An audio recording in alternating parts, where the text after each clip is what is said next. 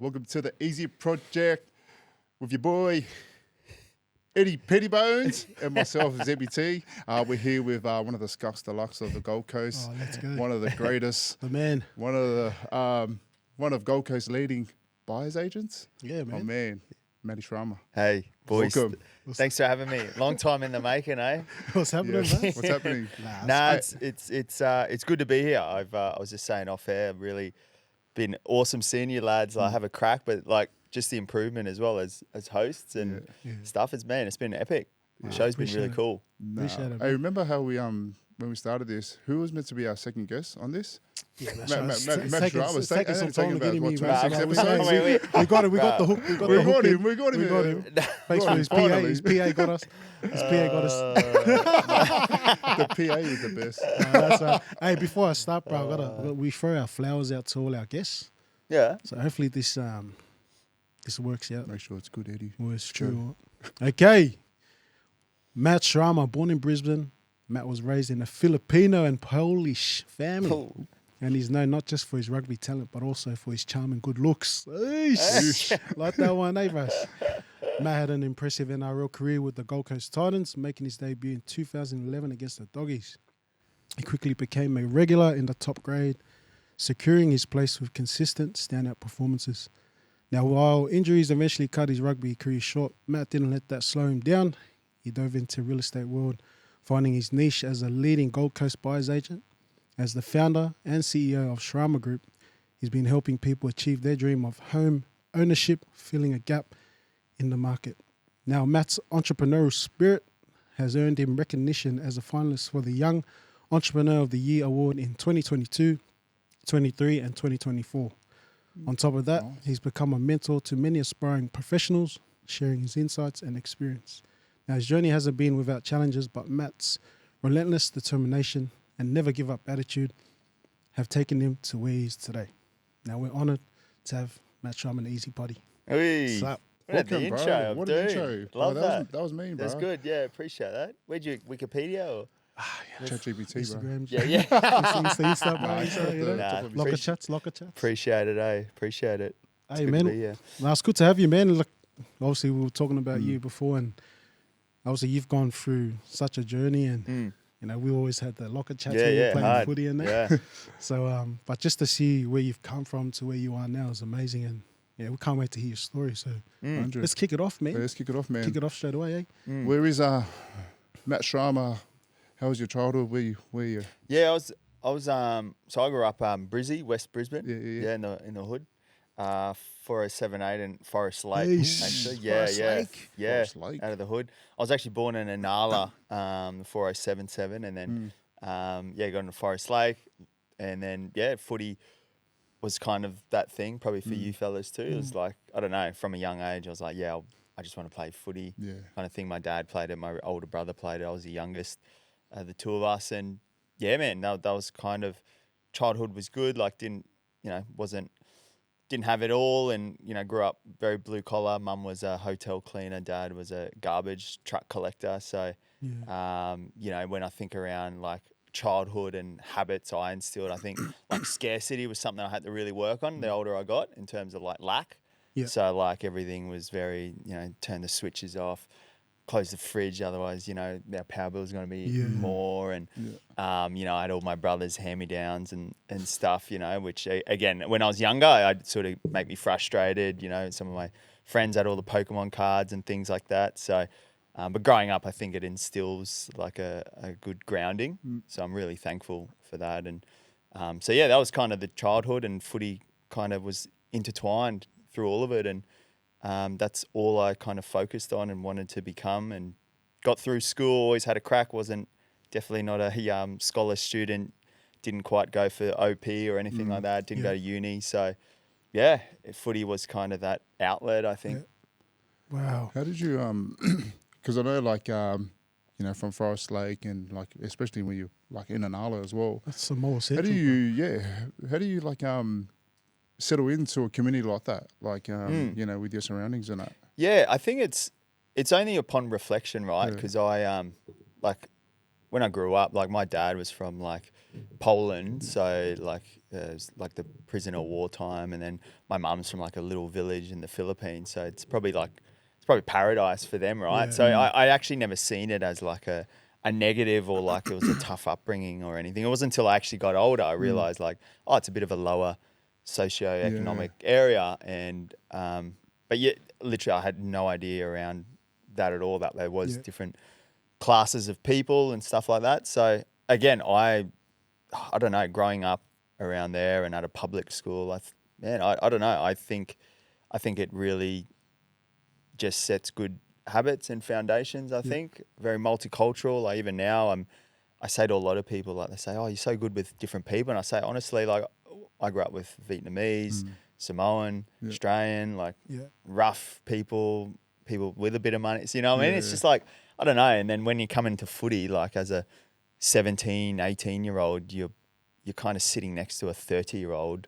You know, it's kind of like not many teenagers, you know, just hang out with, you know, dudes who've got families and stuff like that. I think it kind of, you just mature very quickly, I think, growing up like that, but then also coming into professional sport, I think, it kind of shapes who you kind of are.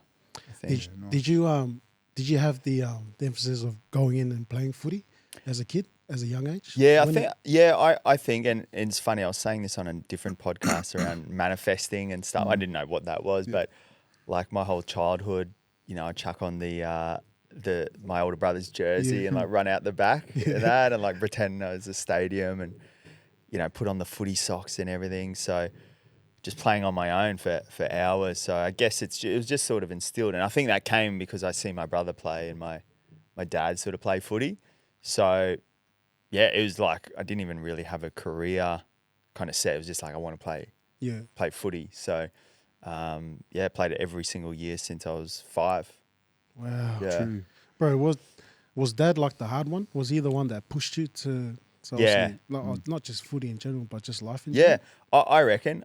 Again, probably only in the past 3 years, I've really become a self-reflective person and do a lot of work on myself. And just looking back at childhood, you understand why you are the way you are, you know? So my dad grew up in Poland, a lot of war and all that. So he was just a hard nut. And then when he came to Australia, he was a garbage truck. He'd wake up at 4 and run to work just to test himself. One of those guys, just like, bruh, just drive there. Why you got to run? Why you got to run there? So he'd run to work. Setting the standards. And then it was concreting sort of. He did those Besser block things, like just crazy all day, and then run home and insane. So I think that's where I get a lot of my work ethic from, because he had that hard attitude. But then it was really lucky, like my mum had kind of that more nurturing Filipino, like they cook, they clean, look after, make sure everyone's looked after. Very kids first mentality as well. Like she would work hard, but she'd always make sure we were looked after. So it's a good balance, because again, I've seen a lot of negatives from myself with being too hard as well, and expectation of others, and just because you grow up and you realize, man, it's probably why I did make it, because I had a good high standard from my dad. But then it can also be a negative, right? When I got into business, I realized, like, when you're managing people and team, and not everyone is wired that way. So you have to be careful as well. So I've done a lot of work on myself, understanding, like, and all of us here, like we got to the pinnacle of professional sport because of a certain habit that we'll raise, but then also it can also be a negative too in different fields. So when did it like get to you that, man, I really wanna chase this dream? Like, you know? I reckon around 15s, you know, when the managers start coming out. Not the managers. You watch me. A lot of a few scouts. Not the scouts coming scouts, in. It's not the scouts coming in talking to your parents behind your back. Man, sign him up. Not the Broncos hat. Oh, man. So it was funny though. I was from Brisbane, and all the good kids, because Broncos are so powerful, man. I never made it to the Broncos academies, which I was always upset around, because all the good Brizzy kids, that's where you go. So I ended up at like West Tigers like the leftover ones. No, And, Probables. yeah. Possibles and probables. So that was my first. I remember under 15s got scouted by the West Tigers because no other club would have me. So and then I went down there for a school holiday camp and spent a week like when we got to see the training facilities of the West Tigers. And I was like, this is where it's at. And I seen Benji Marshall as well. I was like, this is hectic. So that's when I think it got planted at 15, where it's like, this is what I want to do. What was the mentality like? Because obviously, at a young age, when you're 15 and you're not making those rep teams, like how was it mentally for you then? Right, I kid you not, because I did some coaching with younger kids after I retired, and the biggest thing I tell them is that teenage years of like 15 to say 20, just keep working hard. Like I used to think making a rep team was like the be all end all. And I remember I cried when I didn't make Queensland 15s. I thought my career's over. Like legit, I was so upset, crazy, man. You know, they read the names in order. You're like, And like I remember I used to play 5'8" and they get to number 6 and then it said like Corey Norman. I was like, oh man, and then I was like, surely a bench spot, 18, surely. And then name just doesn't get read, and literally you think it's just the end of everything. Hey, so it's crazy how much it affected when I was a teenager. But looking back now, I mean, you guys would know it. Like, there's a select few that do come through, but it isn't determined whether you make schoolboys, whether you'll make it's just the individual I can themselves. definitely vouch for you that. know? I know what that definitely feels like. I know about Eddie. He made all the teams. He was one of those ones. He was a goat, bro.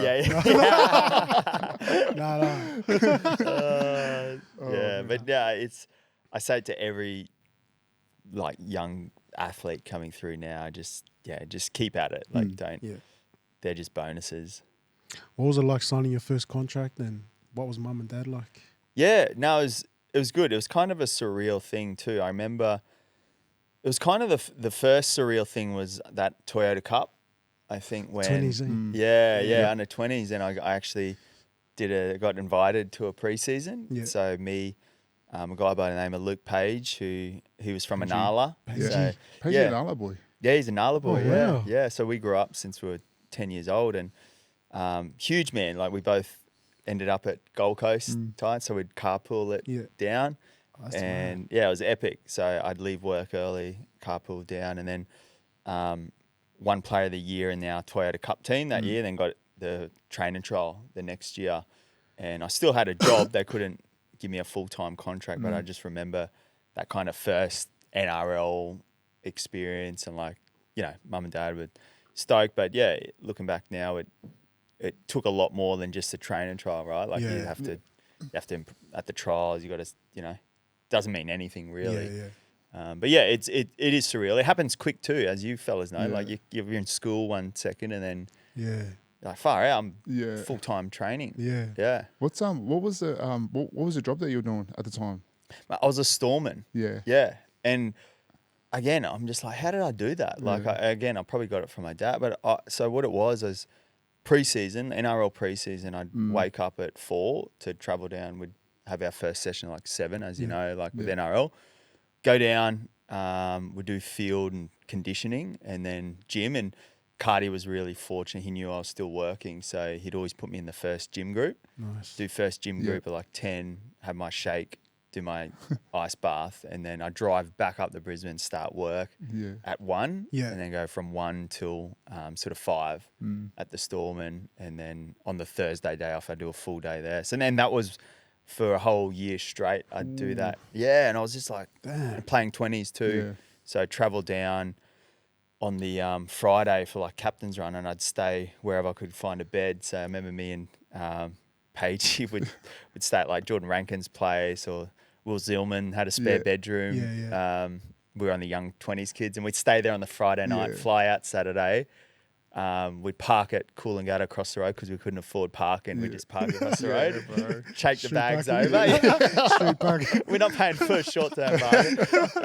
Walk over with our bags, play, fly home, get back 11, and then drive to Brisbane, man. I was just like, how did But you're so young, right? Yeah, You're just like, but that's what- you're buzzing off wearing the jersey. That's what I love and, about like yeah. the journey as young kids. Like you do whatever, and you never knew that that You're it was doing like it. hard work that you're doing. It's sacrifice. Because Yeah, the you just- sacrifices. Because You're like just like, I want to play Like- sport. Yeah. yeah, like what you said, like you'd sleep at someone's house. You guys because you like the drive was just too long to get back Yeah. home, so you had to stay overnight. Yeah. Do stuff 100%. like that.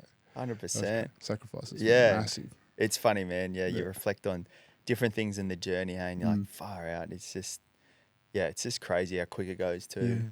What was the sacrifices you did make? Like, so you got to that point where Yep. you started going into pre-season and you knew, the carrot's there. I'm like, I'm really there, you know? Yeah. Oh, you were there, but like, what were the sacrifices that you made to get there?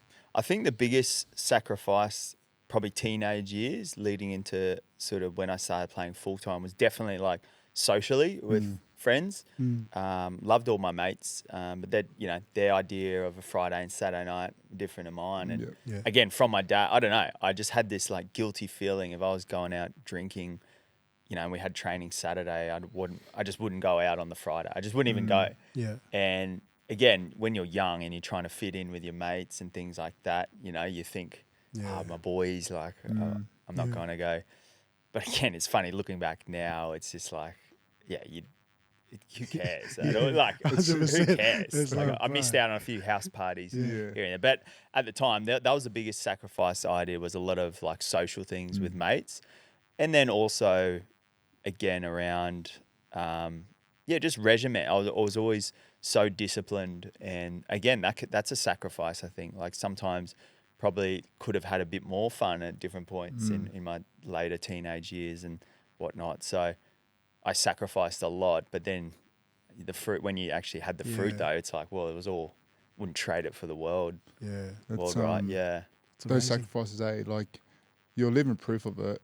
But then when you go pass it on to a young kid today, it's like, damn, like are they listening, these kids? Yeah. You know what I mean? Because it's like, bro, like, everyone, it's pretty cliche what you said, like everyone goes through it, and like, but how do we get that across to our younger people today that are, that are trying to chase their dreams and that, And I think it's, even when business, this is what I've noticed too, at the end of the day, you can only lead a horse to water so much, right? Like at the end of the day, they have to drink it themselves. And 100%. you can create the best environments, you can create the path, you can actually show people the path. Yeah. But if they haven't got the internal desire to actually want it, at the end of the day, like that's what I mean. I've had to always remove my expectation of kind of thinking everyone was like me.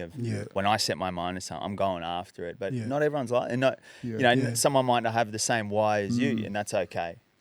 Do you reckon it's something to do with your upbringing as well? Like 100%, living out in an 100%, just like 100%. humble beginnings. Yeah, 100%. And again, the dad thing, and just I never seen him like give up on something. Like it was just one of those hard nut sort of guys. So, and again, that's why I always say, like anything, yin and yang, right? There's a pro for it, but there's also negatives to anything in life. So just be mindful. I feel like the kids that really want it are the ones that are like fully just hassling you, knocking on your door, like asking you, how do I get this? How do I do this? You And can all tell, that. You can tell, bro. it's something innate within someone. Yeah. And I tell this story all the time. Like on footy circle, there's that little fullback for Titans, that Keanu Kinney. Yeah. And we flew him over when we were in the academy thing when he was 15. Yeah. Straight from NZ just for one game. Yeah.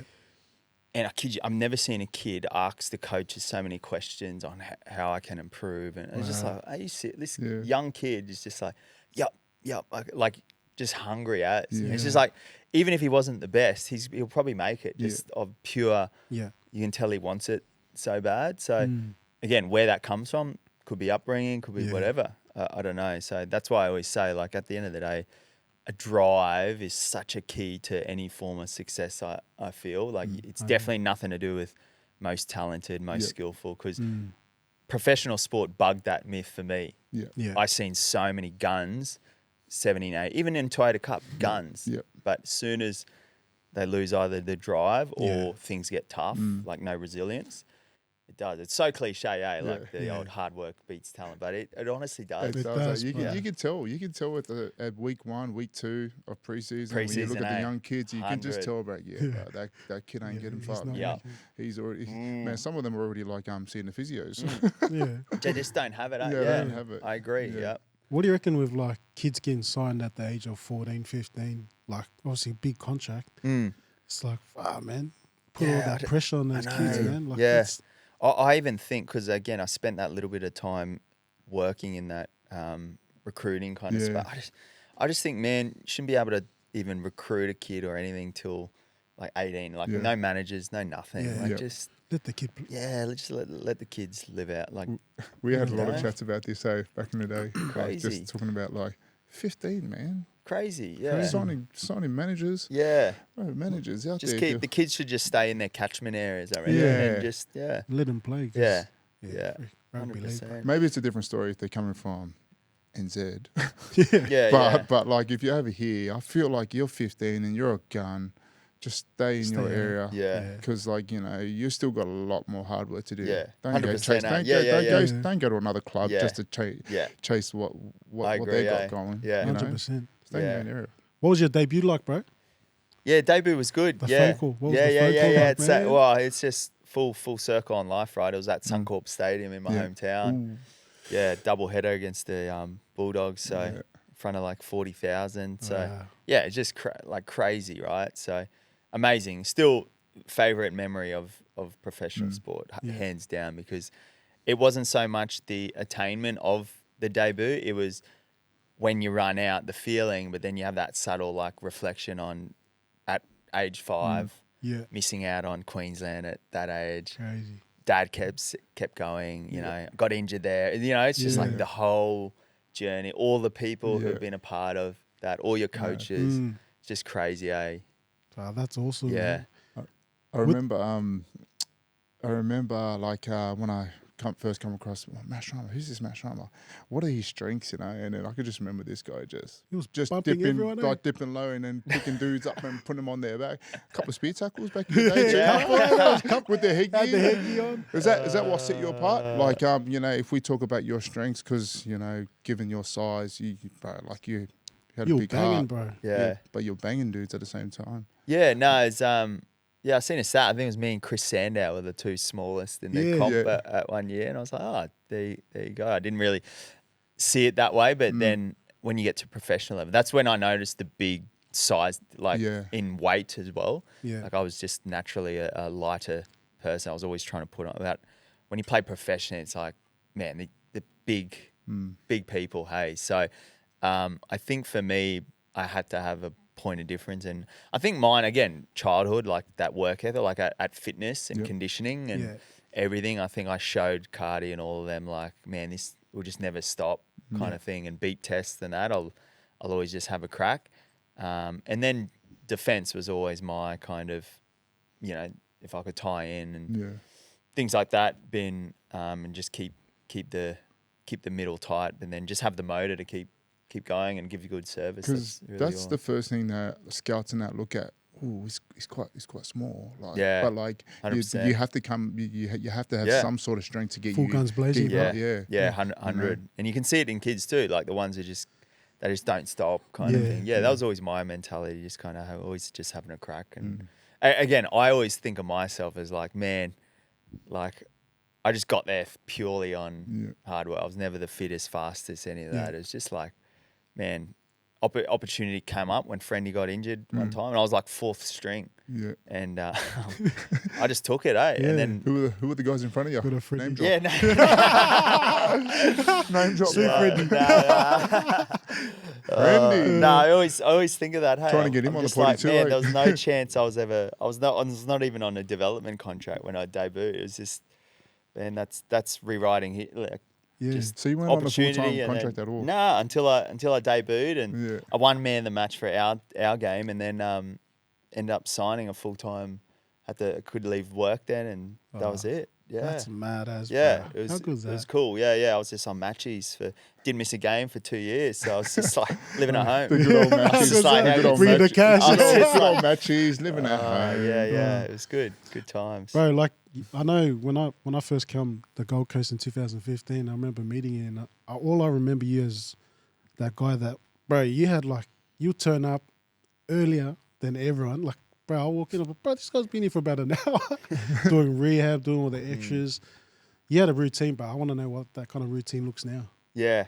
Well, it's funny, again, from dad and mum, like, I know right now I'm very regimented. Like, I love regime and routine and things like that.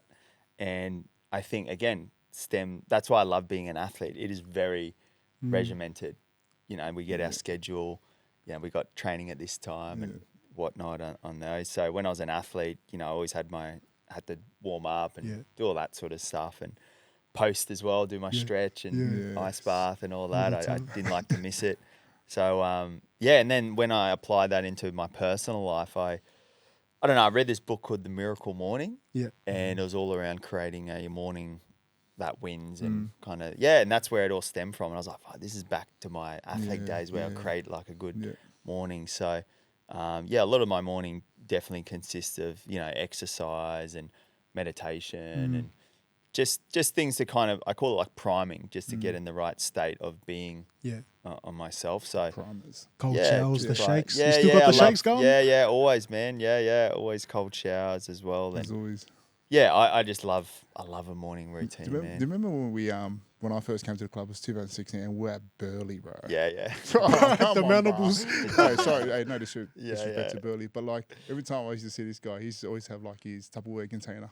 Just getting out of it. Bro, all the time, bro. The Tupperware container. And we're here eating all this other stuff. You're eating healthy, man. Healthy as. Like you had like fruit, carrots and all that. Your section now too, bro. You got the section out section out like that, bro. I definitely get that from mum for sure. Yeah. Always. Again, from a young kid, I never had money to go buy something, a takeaway. It was like I'd have a sandwich packed to save money, and again, which is a great thing. Still to this day, man, in the office, like I have a Tupperware container. I still eat my food, bro. I only buy food on weekends if I have to. So it's just funny how your habits. Wow, that's mad as, man. So we go on to obviously the transition, man, and obviously injuries play a big part of your journey. How was that transition for you to let go of footy? Yeah, no, it was really tough. It was probably the toughest period of my kind of sporting life, obviously, because again, when you have the identity of being an athlete, and then I felt I could have kept playing till like probably even my age now. Like I'm 33, I reckon I could have easily kept playing. But I just feel that when kind of the injuries kept happening and contract was coming off, and there was an opportunity to go overseas, but then, you know, doctor's advice was going against that. So I don't know, I kind of just made the call, and that was it. And it was so hard. And I think, honestly, one of the hardest things around that period of time was telling my family, and especially dad, because he was so wrapped up in my career as well, because he always wanted it. So did my brother as well. Like, they nearly got there. And I was finally the first one in the family that got there to tell them that, no, it's done now. I nearly felt as though they lost a bit of their identity even, and their kind of excitement every week of watching me play. So that's probably the hardest thing. And to any athletes listening, I think the impact it has on the immediate people in your family is one thing that affected me.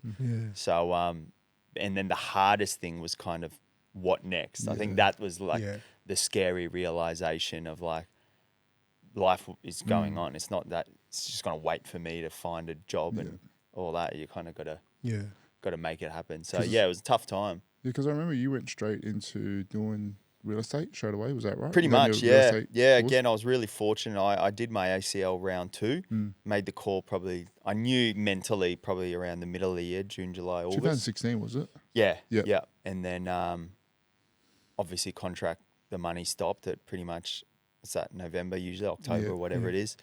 So I had like a 2-month window to try and figure out. So I did my real estate license, and and it all came about because someone's like, oh, you'd be good in real estate. And Smithy, the welfare Yes, welfare guy. Shout out to Smithy. How was he? Yeah. He's all right. Yeah. So he just sort of said, why don't you try real estate? And that's how it came about. I loved property and stuff. So that's how that all came about. So, I jumped straight into it, gave myself a month of just relaxing, and then got straight into it November that same year. How was that, the first day of working in real estate? Oh, man, it was so scary and so hard. Yeah. And it was all the things you don't realize being an athlete, like just sitting at a desk with a computer. Like, I went to public school. Like, I didn't do OP or anything, didn't go uni. So just it sounds dumb. Like, hey, how do I like open this program? It sounds crazy, And then the workplace probably thinking, who's this? Like, it's got no idea. So again, it's that internal like identity of like, man, I'm starting from scratch here in the workplace. So picking up the phone and calling people, and just a lot of skills that I realized that even though sport gave me so much of like solid skills that I identified were literally my strengths, I didn't realize soft skills, that's just the basic workplace things, really struggled with, and it was tough. And so it took me a good, I reckon, half a year to just kind of find my feet into like even the routine of being regimented, like waking up, going to work now, and not everyone is as driven around you anymore. It's so true. It's different, Yeah. Because I remember when I came back, and I asked you, bro. I said, "Man, how's real estate?" I said, "Bro, test yourself for 6 months and see how you go after, and reassess." Yeah, it is true. tough. Yeah, bro. it's like, tough. Yeah, that first couple of weeks, I was like, "Damn, I got to speak in front of everyone because they're watching." Yeah. You're obviously in this little room. Yeah. You're just making calls, man. And I was just like, "Damn, bro." But I think like what you're talking about now, about the skills that you kind of picked up on it, you would have learned a lot through that 6 months or 12 months. Crazy. Yeah, crazy. Like so much. And then that's why I've said to a lot of athletes, like with business, the world of business, now that I've really found a new passion in the world of business, like it's only now I've tapping back into my athlete days. Like I've realized like actually 80% of success in this world is just everything I've done for 15 years. Literally. So, cross-transferable skills from sport to business is like insane. Did you have the opportunity to do things during your career though? Like, had the opportunity, definitely didn't take it. I remember we had free uni at Griffith one year, and I went to one lecture, and I was like, this is I cannot sit in here. So I did that. I tried a few little certs here and there, but if I had my time again back as being a professional athlete, the thing I would have leveraged the most is the network of people and 100%. The access to people. Knowing what I know now in the world of business is your network is your net worth. And I believe there is no better opportunity as an athlete where they want you to come chat to them. I would have used a lot of those days where I was playing FIFA and going for coffees to build, honestly. Drinking coffees with the straw too. The long blacks with the straw. Buzz, you drink your straw. He goes, bro, save the teeth. Always, cuz. Man, and it's just like, I would have gone back in those days and just sat in with some of these businesses and just, they would have loved it. Can I just come either help out or just shadow what you're doing or, have an hour of your time, just something. I would have done that every week. Would have picked a new network person and just done that.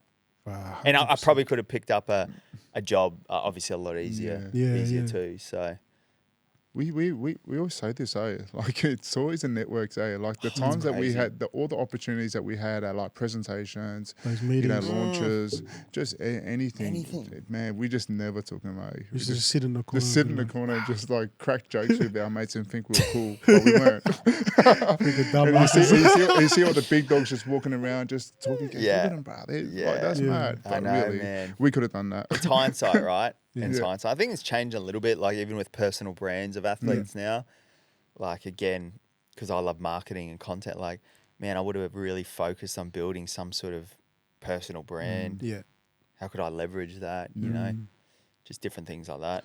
So, bro, like with the business, when did you know, obviously you left real estate and then you're like, okay, you can start your own? When did you know you were like, nah, there's a gap here somewhere? I think it was during like COVID, actually. Oh, Yeah, COVID was a really interesting time because it really made everyone pause, right, in life. And I loved what I was doing as a sales agent, but realized the gap and potential of buyer's agents. And it was always there. And then I think COVID, when I had that job at the Titans in transition, it was just like a little coaching kind of, it was awesome. Loved it. It was nearly too easy, right? Yeah. So when COVID happened, no sport, Yeah.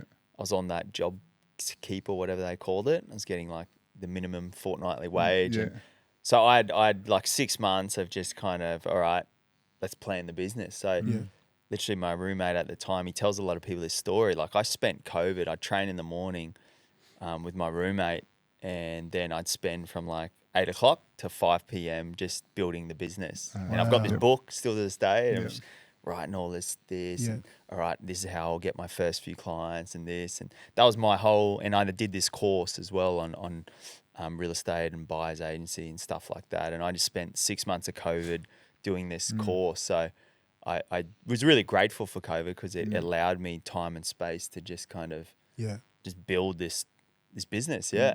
And then I walked in one day when it opened back up, COVID. I walked in to the management's office at Titans. I just said, I'm out. Wow. Like, appreciate it, but I just feel like I want to start a business. So 100%. put myself. I knew I had to put myself against the back wall. I had no clients or anything. I just backed myself, and I needed to cut my income off. Yeah. Wow, that's hectic, man. Because when you think about it, like starting a business is not easy.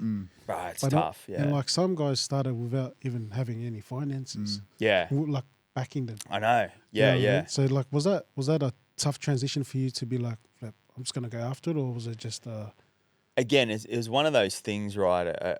Again, why I'm so big on like surrounding yourself with good, not only people, but like I love podcasts and stuff like that. And where I used to work was in Parkwood. So from Palm Beach to Parkwood was like 40-minute drive, right? Yeah. So all I would listen to was business podcasts. Yeah. I was obsessed with business podcasts. Knew nothing. Like as I said, my dad was a garbage truck collector. Mum was a hotel cleaner. So no business acumen in our family. And I just used to listen back and forwards every day. And then, I don't know, you just hear like ordinary people having a crack too. It's just like, well, why can't, like I've played NRL, like why can't I do business kind of thing. So that's, again, knowing my personality type too. That's why I had to cut my income off because I know when I'm comfortable, I could cruise. So for me, I really wanted to test myself. And one thing I always say to anyone thinking of either starting a business or doing something uncomfortable is to think around like what generally is the worst case scenario that could happen at the end of the day. Yeah. Like, you know, it's when you actually plant the seed of like the actual situation, it's not that bad. Like you will be able to get a job if something goes wrong or whatever it is. So I always play out that. But then on the other side of the axis, I always say, what's the best thing that could happen as well? Yeah. And sometimes is the cost of inaction actually costing you more. Yeah. And I say that to a lot of people because if you look at the two, what could go wrong and what could go right, the cost of going right could change your life forever and your future family's life. So the cost of inaction is actually costing me a lot more. That's awesome, man. Yeah. Because I think, well, like I'm not talking about half of you, but you look back at obviously what your mum and dad has done for you. They've taken you probably to a level where probably here. And now you've kind of used all those skills and experiences to get to this level now. How's that business gone now, like for you guys now? Yeah, it's awesome. Yeah, I love it. As I said, it's been good fun. It's very tough. Like as I said, there's every day in business there's something, there's some sort of fire or something, and that's what I say. And I'm very passionate around this too. Business is not for everyone. Yeah. I truly believe, like social media and things like that has glamified like being a business owner and being an entrepreneur, where I truly believe you can earn just as much money, be just as happy, as much fulfilled being an employee for someone who's crushing it as well. You know, because some of the other skills needed to be the owner are skills that aren't really for everyone. Yeah. It just is, I really think of it like just because you're a great footy player doesn't mean you're going to be a great coach. Yeah, 100%. You know what I mean? I would never step into the world of being a head coach. Like Yeah. you wired differently to do that. And I think, honestly, that's what I think around business, doing it so much now is like, fair enough if you want to give it a crack, 100%, but just don't be don't think of yourself as less if you're a gun working for someone else too. Like 100%, you're just as successful. What's like we see it like with your success at the moment. Like, was there any tough times like right at the start? Like what? Yeah. I think the hardest thing with business, there's probably three biggest things I've realized that were the toughest part around starting business. Number one, it's very lonely. So I lent a lot on mentors, and people say, where do you find a mentor? Well, I always classify virtual mentors as mentors. I listen to a lot of podcasts and stuff like that, watch YouTube on business.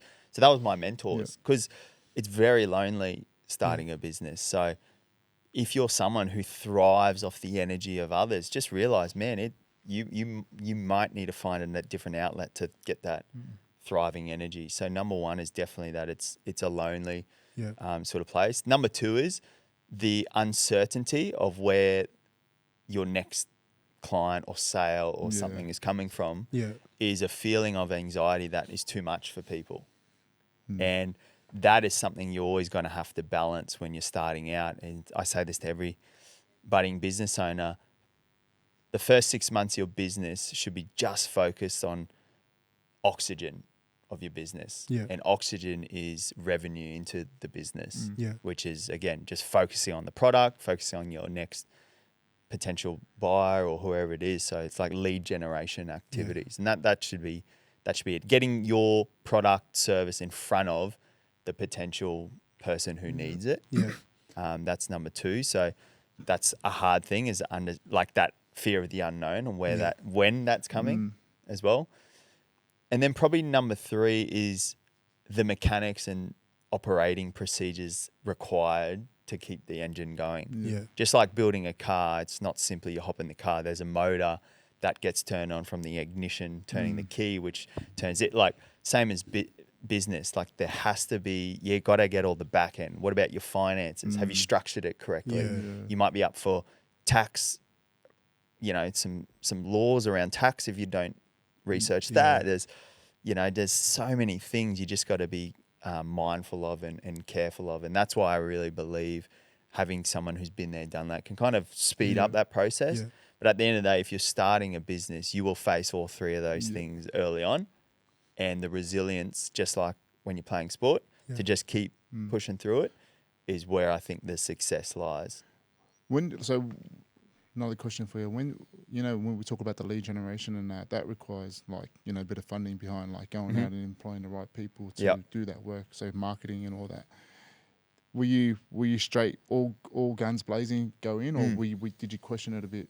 Yeah, 100%. I think I was always very pro marketing. I'm sure if you talk to the people who do still my marketing to this day, early days I was always all in with marketing, because my mentality when I started the business was I need people to be aware of what I do and who I am. And I think with any new business, that's all your game really is. That's why I think marketing's great, because social media is a great tool to get people to understand who you are and what you do. But the crazy thing is the ROI, the return on investment for that when you start out is really time, because a lot of it you can do for free off your phone and stuff like that. So I always say just create a bit of a plan. Like maybe the first 3 months I'm just doing raw content. It's going to take time, so you schedule in that time. But then when you start getting your first clients or first product sold, all the money just reinvest it back into maybe outsourcing then some help with the marketing. So I always use the analogy of you need to understand the game is you don't make money by saving money. I feel you make money by buying back time. 100%. So I've always been huge on, that's why we've scaled quickly, because as soon as I feel the capacity getting higher in terms of my time's getting more used up, I'll buy it back through labor or someone else's help, or finding a system and process that will do it for us, or pay for a subscription that will do it. I just think that's the craziest shift you go through in business, is like, hold on, I'm about to throw this away, but really see it as an investment to win back time. Some time, Yeah. Delegating king, eh? Delegating, man. I always think you got to let go to grow. Yeah, that's true, it, man. true. It's true, And man. it's the hardest thing that any business owner, entrepreneur goes through, I think, in the starting phase, is they don't want to let go. Yeah. Were you doing a lot of your social posts and that right at the start? Yeah, man. Yeah. I mean, it's funny. I think I did. Yeah. I had to try and find a post, and I'd scroll back. Man, it's just funny, right? Like, it's just like, I cringe at it now, but like, You got to start. you got to start somewhere. I love those You gotta stories start when somewhere. those social media dudes like, this is how it started, and it's Yeah. like real cringy when they look at 100%, that's eh? mad, that's me right now. Yeah, you know? yeah. But it gets better, you know. It does, man. It does. And again, I think the biggest thing out of everything is just consistency with whatever you do. Yeah.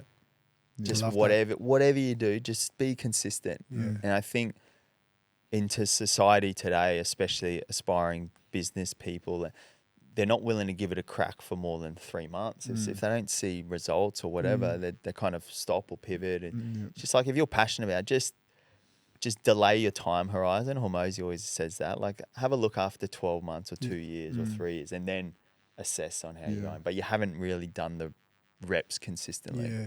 What's it like building the team? Because obviously, you know, qualifying people to come work for you. Getting big, this team. It's a tough job, eh?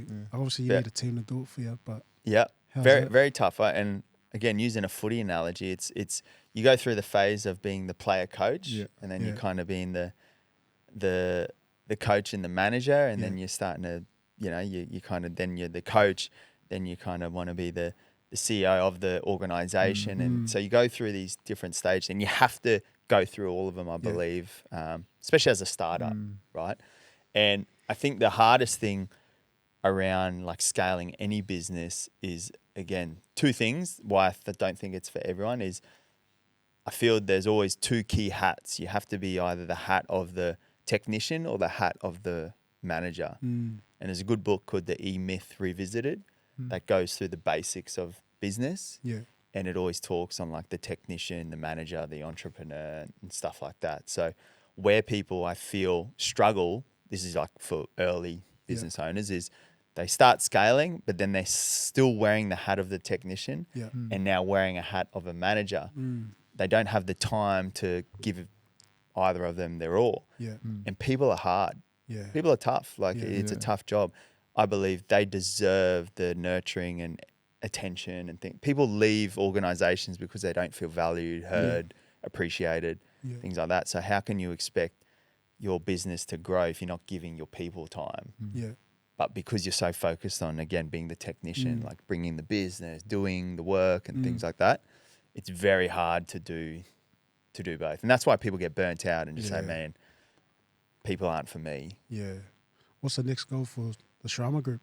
What's the next plans? Yeah, I think there's two real visions I have. I think number one is looking at different potential growth areas. I've had some opportunities and different, I call it like different verticals within the same business. I'm really passionate about our current organization, the current clients we associate with.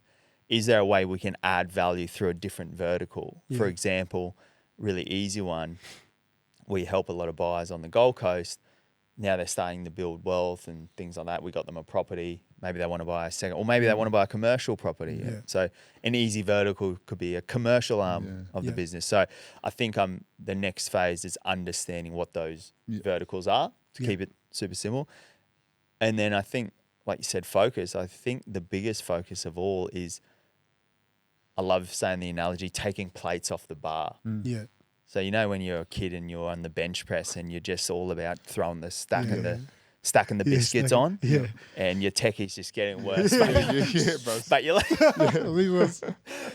and what I find is, same in business, people try to stack the weights on a lot, but the form drops, and what happens is it starts to get shaky and could cause injury, stuff like that. So I've been a huge believer in seeing a lot of really successful business. What they do is they actually take some plates off, but they're just really good with the reps, and they just do more better reps. So my mentality this whole year has been just simplify, but be better. Yes. Yeah. Like don't keep stacking different things on. No need to start a new business over here or this kind of business or a side hustle. Just keep it on one thing and just crush it and do it well. Would you look to franchise? Probably not. Yeah. No, I don't think so. And again, I've looked at it all, and there could be potential for that, but we don't have the info. I'd be stacking on the plates right now if that was a thing. Potentially in the future, if I felt we were just clean doing reps. But at the moment, I just want to, the one organization we have, I want to make that so clean and crisp that if we were to ever put on another plate, the reps are super clean. So what I mean is the systems, the processes. I do a lot of video training now. We're building out the platform. So it's nearly like a business in a box that if there was opportunity, maybe in another location or another vertical, it's super clean and it can kind of, I one of my big mentors told me, go slow to go fast. Yeah. Always. Yeah. Yeah. That's So mad. within your team environment, I know like you're massive on like, you know, doing the like we call it the 1% plays, you know, getting in there nice and early, doing your stretching out like from a rugby league point of view. But like, what does like a really good worker look like at the Srama group? Yeah. Are they like all in, like hard at workers, like, you know, doing those little simple things right? Or I think one thing on that, I think number one is simplicity trumps complexity always. And I think the best in this, not only in our organization, but this industry or any business, is someone who can identify the one thing that's most important and then just focus on doing that. I always believe follow one course until successful. FOCUS. Follow one course until successful. Honestly, I'm so big on it that in today's world where distraction, the pings and dings of all of our notifications, I think where the winner is for the next 10 years is the person who can literally not only focus on the one thing, but prioritize what that one thing is. So like when you come into the office each day and in our team, the to-do list is always this big. It's quite big. The ability to actually pick the big rock first and just do that and do it really well and don't move on to the next thing until you've moved that along is kind of where I think the elite professional stands. And that's kind of a standard we always like to hold, is just don't worry about doing a lot. Just do less, but do it well. Because when you're in a service-based industry, which we're in, the difference in giving a client that extra 1% on the service, maybe it is that extra phone call to keep them posted or updated. That's kind of where it's at. It's just the little 1%. Because you always want to hear. You like if I was to come in and employ your Srama group to go out and source me a property, I always want to know what's going on. 100%. Yeah. It's just all the simple things. And one of my favorite things around business too is a good business should be able to market itself. But a great business is one that has the fundamentals, and then you can put some fuel on the fire with marketing and paid advertising. I think you cannot outmarket a poor business. One that, you know, the service isn't good, or, you know, say with e-commerce, for instance, that you've created this T-shirt or drink or whatever, but it's just crap. It's proper crap. You pump the ads, you'll get a bit of traction for 1 month or so, but people will be like, this sucks. It's crazy when you get like a shirt and it's got the mad like saying on it and print, but then you look at the quality, the material. Man, what's the go? Like, you won't be coming back for. We can get this. You probably got outmarketed for. From somewhere else. Exactly. And go do it ourselves. So you can't outmarket a poor product or service, I reckon. Hey man, we're proud of you, bro, and seeing where you've come from to where you are now, man, is amazing, and I'm excited for your future, man. 100%. And you know what's to come in the long term, and Really proud of you, man. I was just always tell Zeb, I said, bro, look at Shams, bro. Like, you know what I mean? Like, Yeah. you got a lot of guys, athletes are looking at you and go, Yeah. bro, he's killing it, man. Like, I was overseas in France. I go, bro, do you like all the boys, these French guys, do you follow Matt Srama? And I was like, cuz, bro, that guy's the man, bro. He's my friend, bro. He's one of my mates, bro. It's always good to see your journey, because like I can just remember from that time where you had to, you know, call it quits on in 2016. You know, like you've done your ACL and you just go, damn, man, I feel sorry for this kid, you know. But like you had, like I seen so much potential. You could have probably kept playing if you really wanted to. But then to see that journey trickle into real estate, then you had a stint at the Titans, and then like we had this chat when I came back about, man, like how you use the COVID period as your time to shine, you know, and you know, start up this business. That's been good to watch. Yeah, and I think that's the thing too. When I reflect on the whole athlete journey, right? That was a period of life, and on the board of life, right? If you think of life as a whole board, being an athlete was a section of that, you know, and you know, being a business owner is a section. I by no means I've realized my identity is also not a business owner. Like I always say to myself, like, this is a period, again, a patch of life. Like, oh, I want to be a dad one day. That's going to be a patch of life, and business will be put to the side then. That's my goal, and I might be doing something completely different over here. That's what I realize is life is always, you know, opening up doors, and it's our job to walk through them, and then life will close the ones we're not meant to continue to walk through. 100%. Right? And I really believe life is always just going to open up doors. I think it's our job to just have a crack and walk through them, because you can't connect the dots forwards. You can only do it backwards, right? Yeah, 100%. Who knows? Like, I wouldn't be here if I didn't retire at the age I did either. Yeah. So it's just like those hard times in hindsight, hard then, amazing now, because the dots have connected to where we are. No, that's awesome. Hey, just a quick tip. Can you give us a rundown of the oils that you're using? Yeah, because why is the skin so shiny, man? Fuck, It's just like, the bronze another skin side too, hustle? right? Another side hustle? Nah, Come on, bro. Surely, man. I always crack up. I remember all my teammates and that. I've said this story before. Like, everyone used to pay me out in the locker rooms. I remember me and Caesar were always. He's like, bruh, like we room together. Yeah. He used to, bruh, why are you moist? Like you're a gammon, eh? Like moisturising. He'd pay me out, bro. And I remember I caught up with him. He's like, bro, you look well, eh? I was like, bro, it's because you always, for all them times you paid me out. So, nah, man. I genetically, like, mum's from the Philippines. And, bro, but that's the goal, man. Like, the older you get, you just want to look younger and younger. Yeah, isn't it funny, eh? Yeah. When I was younger, I was like, man, I wish I grew some facial hair so I looked older. And now I'm like, I'm so glad I did. That's mad, bro. Appreciate you. Appreciate you fellas, man. Good to see he's doing well too. It's the transition, eh? Yeah. Transition. It's always good. It's always good chat, eh? The transition. Yeah. Easy chats. Easy chats, eh? Appreciate it. Nah, thanks, Shrams, bro. We're going to get some key points, but, man, you pretty much just ran I think that a was, whole load of that was key just messages. all key messages, man. Yeah, I love it. I'm glad I could add some value, and Nah, you're the man, nice. bro. Good. Nah, close us out, man. Where we at? Eddie, we need to get our subscribers up.